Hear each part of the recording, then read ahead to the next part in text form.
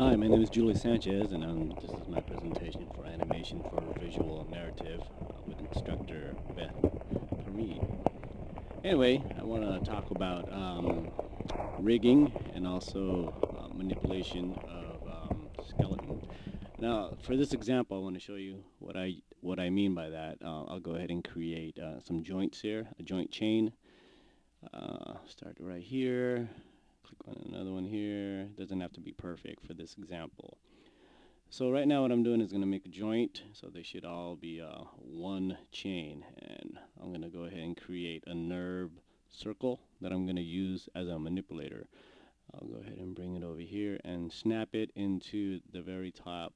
Snap it right at the center of the top um, joint. I'm going to go to the attributes. First I'm going to rename it so to finger manip or finger manipulation, so I'll know exactly what that is. I'd put more details in it. I'll go ahead and hide all the attributes because I'm going to create new ones. So I'll go to modify up here somewhere. Let me just undock this so you could see it. And down here is add attributes. I'll call this one finger curl and put the minimum to 0, the maximum to 10, and the default to 0. What that means is this thing is going to be able to slide between 0 and 10. If you middle mouse click and drag, you'll be able to make that thing slide. But right now it's not doing anything, and right now it's supposed to drive that joint to do something. So I'm going to need to click on it and then shift click on this one right here, this curve, and parent it together.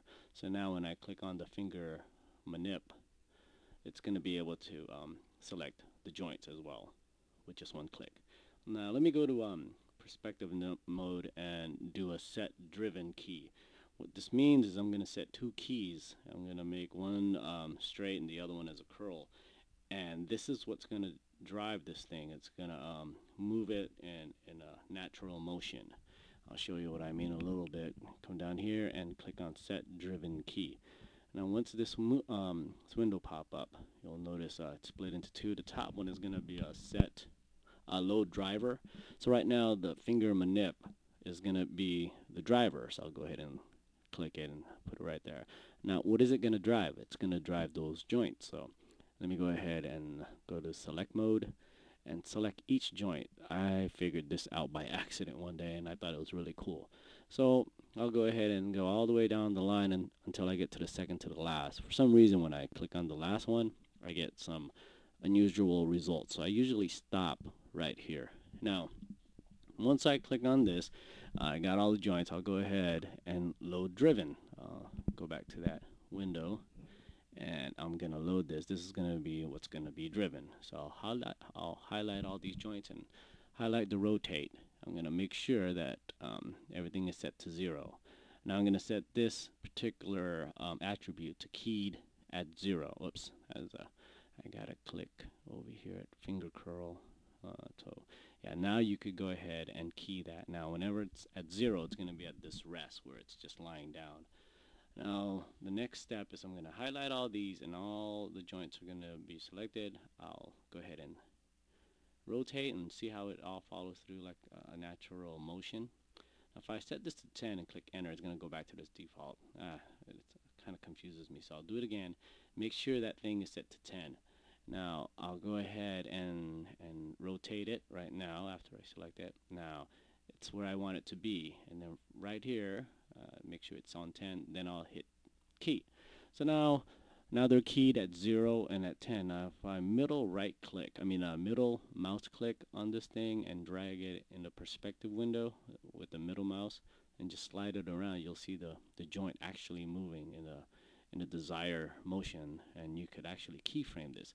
Well, now if you click on the manipulator itself and rotate, it's not going to happen. So what you want to do is click on the manipulator itself so you could control that joint with a sliding motion, and that comes it becomes really useful when doing elaborate animation. Let me show you with an actual work that I did with the model lifespan. And guys, getting to know my character pretty well. And let me this is the blend shape. I'll talk about that maybe later on or something, but I just put it there. It's really different. It's a really cool feature too. But anyway, let me get back to this. Let's put on an X-ray. Let me bring his arm down so you'll see that the manipulator is on his hand and it actually follows along. Even if I bend the elbow, that manipulator will follow the that curve. Now, if I click on that joint right there, it wouldn't be practical to actually, you know, make a fist that way. So with the driven, you could actually select all the attributes that I added and slide it across, and see now you could bend that thumb uh, pretty with more accuracy. Now you could grab the entire array, not this, this grab the name. You could grab the entire array. So now you see how the fingers all move at the same time, and you could actually key all these with the one manipulator that I created. You can see I did the same thing on the left hand here. Just go ahead and select them and slide. There's a couple of things you could do with rigs and you know, parenting them somewhere. Like the eyeballs, I parented it to this curve. So if I move that, the eyes follow. Now this whole thing is connected to the head. So if I grab the head and rotate that to the right, the manipulator for the eyes will follow. It's good to remember how to parent things right here. That's weird. Let me go ahead and put that back to the way it was. There you go. It's important to know that when you parent something that they follow. See, now the eyes could actually be manipulated some more without, you know, it's a lot easier when you have all these rigs outside the body and you could select them. Okay, so that's pretty good right there. Let me put this back to its default stance. Now let me show you what blend shape can do. It's a little bit more intricate, but you have to actually make more different models and blend them together with your main model. I put a rig over here so I could open up the mouth. Well, not a rig, but a skeleton joint. So now if I rotate it down, his cheeks are skinned pretty good. But a better way of doing this is making blend shape. And then you could control his facial expressions, like his mouth, just by sliding this up and then keying it. So, you know, you do a lot of different vowels and, you know, things like that. You could even do frowns. You know, his eyebrows can frown. His eyelids can close too. Here's the frown. And another frown. So blend shapes are really powerful when it comes to these types of animation. I do it all the time when I'm doing face. Okay, let's go back to another example. Let's bring up one of my dragons, and I'll show you how complex it could actually get, these rigs. Right here, let me go ahead and put his texture on. I don't want him to be naked, so let's go ahead and put on his texture.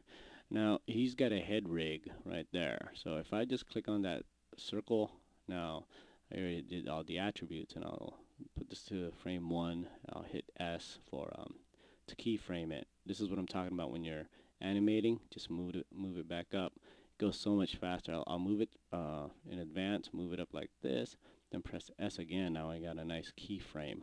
So if I scrub, see now it's looking really good. I'll turn his head to the left and keyframe again.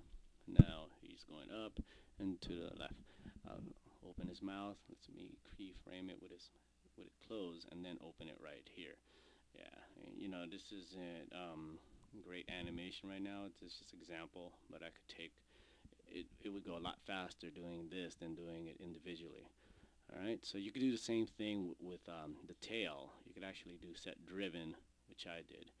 But okay, let's do a few more of these right here. So now, if I hit play, you can see it animating by itself. See, so it's actually could rotate and take a look, see if it's good. Now, let me go to stop that. I go to the back here and look at this. This one's right here set for set driven. I got tails going up and down, his tail going side to side also. So it really quickens the animation when you have these automations that you do. It's all, you know, just presets right here. Let me click on the handle for his hand right here, so you can see what I did. This index and all that. You could actually manipulate it that way. Now, you know, you could imagine if I had to, you know, animate these joints one by one. It would be crazy. So what I like to do is preset them so I could just slide them open or close. This is a really powerful part about Maya. And you could go ahead and control both wings, go up and down. So it could get pretty complicated. Let me show you what I did. Once you get that rig set up, you could go ahead and build another manipulator around it. So then, let me show you. You could do a flying motion, a cycle, without actually, you know, animating single joints. You could do the whole joints all at the same time. So, let me show you. There you can do that. You can bring it down. See, of course, there's some, you still have to fix it a little bit, but until that, this is a real rough way of doing it, just for this example. And let me show you the finish scene with the mountain. This is in the video that I made, and this is a section that I choose to show off. So this is the mountaintop where Lifespan is in hell, and he's dragon with Centurai is sitting on top of the dragon. What is it called? Mountaintop, I think. Yeah, here it is. So mountaintop is the actual set that I used, and I rendered it, and it's lit. I used spotlights with red spotlights. Yeah, it's kind of redundant. Anyway, so this is what it looks like right now. I do a lot of alpha channels. This is good if you want to composite, like in Premiere or Final Cut Pro. I do it all the time. So let me just hit the master layers, and I got the feel. Make sure that everything is cropped the right way, otherwise you'll see. So this is the way it plays out in my video. So you can see the hair's not there, because if I put the hair particle on, it'll totally slow down my machine. So for scrubbing purposes, I usually take it off. So let's take a look at my dragon here with the Centurai on top. So as you can see, he's actually flapping and the motions are working. His mouth is moving.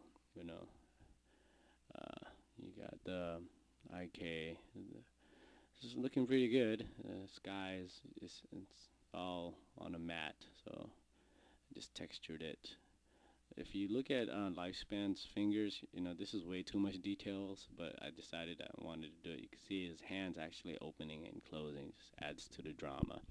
I did the same thing to the Centurai sitting on the dragon. I went ahead and made his hands open and close. I think you can see it right there. He's got manipulators right there, handles, curves actually. So you could see what I'm trying to do here, but turned off. Anyway, so you could actually you understand what I'm doing. Let's swing around on this side so you can see. I'll do a rough render first, so you'll see the play blast in a little bit. So right here is the play blast of how, I just want to make sure the shot was good, the lighting was good. I didn't bother doing the textures because I kind of did some tests already. And on the next shot is going to be all composited and retouched in After Effects. I added the particles, actually, the atmosphere waves from heat, all the clouds bellowing, the lighting. I threw in some fire coming out of the dragon's mouth. Might have to work on it a little bit because I think it's coming out too straight. Right here is kind of nice, and then the wind from it kind of dissipates it. Anyway, that's my presentation. I hope you guys enjoy. And this is Julius. It's been a fun class, and I graduate. Bye-bye.